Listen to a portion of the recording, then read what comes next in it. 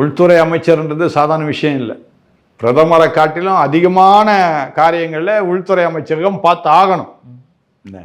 அதனால் உள்துறை அமைச்சரில் என்னென்னா, இப்போ உங்களுக்கே தெரியும், பெட்ரோல் விலை ஏறி போச்சு, டீசல் விலை ஏறி போச்சு. எதனால் ஏறி போச்சு?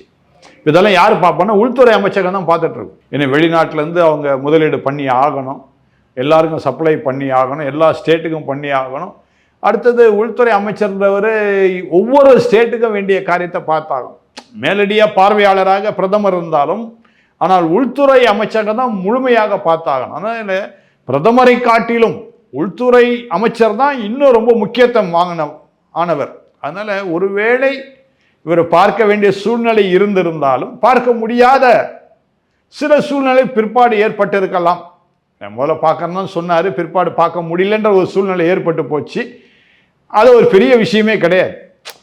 அதாவது ஏதாவது ஒரு ஒரு ஒரு மைனஸ் கிடைக்காதா, அதை வச்சு நம்ம தாக்கி பேசிடலாமா பிஜேபியை, அல்லது பிஜேபிக்கும் இந்த தாவேக்காக்கும் ஏதாவது சண்டை மூட்டி விடலாமான்னு தான் எல்லா எதிர்கட்சிக்காரங்களும் காத்துட்டு இருக்கிறாங்க.